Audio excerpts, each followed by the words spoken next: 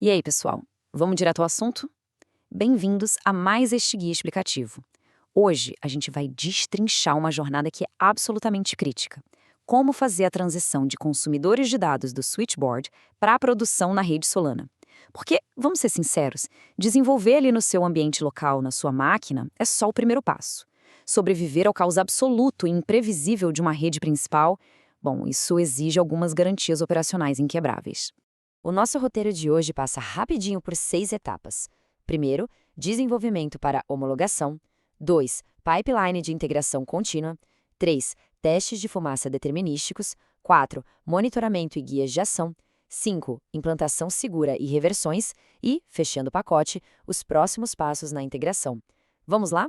Então, começando pela etapa 1, do desenvolvimento para a homologação. E o ponto aqui é que testes locais simplesmente não dão conta do recado. A dura realidade da infraestrutura on-chain é bem simples. Regras de agregação, por mais limpas e bem escritas que estejam no código, são muito frágeis se a gente não tiver testes repetíveis no mundo real. Fazer um deploy direto, jogar direto para a produção, deixa os mecanismos de quórum e a detecção de dados defasados totalmente vulneráveis. Fontes de oráculos ficam instáveis, provedores de RPC congestionam, e se a gente não testar contra essas falhas em um ambiente real, o sistema vai degradar silenciosamente. E ninguém quer isso, certo? O que nos leva à etapa 2, o nosso pipeline de integração contínua, o grande leão de chakra automatizado.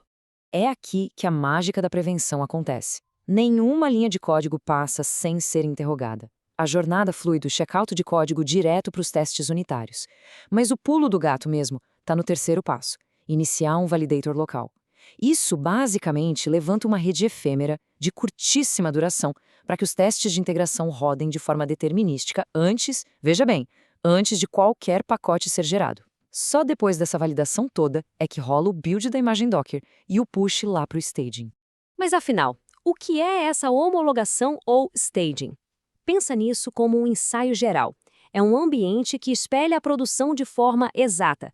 É o campo de provas onde o consumidor de dados é forçado a lidar com oráculos reais e fontes vivas, só que sem colocar o sistema real em risco se alguma coisa der errado. E aqui entra uma regra de ouro. Nenhuma, literalmente nenhuma promoção para produção acontece sem um teste de fumaça perfeitamente verde no staging. Se a checagem de saúde HTTP falhar, a barreira desce e trava tudo. Isso impede que um código problemático chegue lá na ponta no usuário final. Passando para a seção 3, testes de fumaça determinísticos, nossa validação on-chain. E quais são as provas de fogo agora? Bom, um teste de fumaça, nesse contexto, é uma verificação mínima, mas completa, de ponta a ponta. A ideia não é ficar garimpando log interno. O foco é 100% confirmar o funcionamento central, lendo a verdade absoluta, o estado final direto na blockchain. A lógica dessa verificação é super elegante e direta. Primeiro, conecta no RPC de homologação. Depois, busca a conta de resultado on-chain. Aí verifica se o valor decodificado está dentro de uma faixa numérica que faça sentido. E, por fim, valida a idade do timestamp. Isso prova que a coisa toda está rodando de verdade e blinda o processo contra aqueles falsos negativos chatos de CI. 120 segundos. Isso não é um número tirado do chapéu. 2 minutos é a margem máxima tolerável para um consumidor de dados que atualiza a cada minuto. O limite desse teste precisa bater certinho com a cadência do agregador. Passou de 120 segundos, o teste reprova na hora, porque o dado já está velho. Etapa 4. Monitoramento e guias de ação, garantindo a operação no dia a dia. Com o código no ar, o jogo muda para observabilidade. A gente mapeia métricas duras para limites de alerta, pegando qualquer problema bem no comecinho. A idade do resultado avisa se algo parou. Falhas de quórum entregam oráculos desconectados. Lentidão sinaliza congestionamento de RPC. E uma taxa de erro batendo 5%, amigo, isso grita por uma reversão imediata. É literalmente o sistema nervoso da operação. Fazendo um parênteses nessa métrica de 180 segundos, 3 minutos. Isso significa uns 2 ou 3 ciclos inteiros pulados. Bater nesse teto quer dizer que os smart contracts que dependem dessa informação estão operando no escuro. Investigar isso não é opcional, é urgência máxima. E quando o alerta apita lá pelas 3 da manhã, ninguém quer adivinhar o que fazer, né? É para isso que existe o Handbook, nosso guia de procedimentos. É um manual curto, direto ao ponto, quase mecânico, para diagnosticar e arrumar a casa. É o verdadeiro escudo de quem está de plantão, trocando o desespero por um passo a passo e estruturado.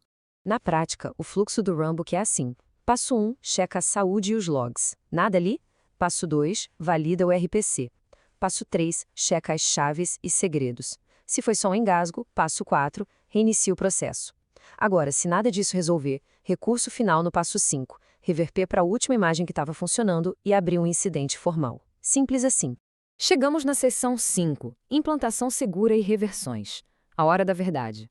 Atravessar a ponte para a produção tem seus requisitos e não dá para pular nenhum deles. A lista não tem choro. Testes de CI aprovados, testes de fumaça validados, monitoramento piscando na tela, chaves seguras e, claro, uma equipe de plantão muito bem definida para as primeiras horas de voo. E, convenhamos, de preferência que isso não seja numa sexta-feira à tarde. Agora um ponto fundamental sobre cultura de engenharia. Reverter em nível de artefato contra corrigir o código ao vivo. Voltar o sistema para a última imagem Docker estável é rápido, limpo e seguro. Já tentar remendar o código no meio de um incêndio durante a madrugada é caótico, demora e a chance de inserir novos bugs é gigante. Sistemas sérios fazem rollback. Ponto. E, finalmente, seção 6, próximos passos na integração. Para onde a gente vai agora? Toda essa base rígida que a gente conversou até aqui serve para preparar o terreno para coisas maiores. E o próximo passo é criar um endpoint de saúde determinístico. Uma interface que mostre não só o status, mas os metadados on-chain de um jeito claro, para que sistemas externos consigam checar sozinhos se a água está boa para beber, ou seja, se o dado é confiável. E os benefícios de expor isso são absurdos. Metadados transparentes deixam a porta aberta para validação externa e preparam a infraestrutura para trabalhar com webhooks e orquestradores modernos, como o Helios. Sabe o que isso significa na prática? Uma redução drástica naquelas consultas pesadas de polling. A rede fica muito mais ágil e o ganho de escala é enorme. Para fechar a nossa análise, fica uma reflexão essencial para levar para casa. O consumidor de dados que está sendo construído hoje, ele está realmente preparado para toda a imprevisibilidade da rede principal? A auditoria não pode parar num deploy bem-sucedido. Melhorar essa arquitetura é um trabalho contínuo.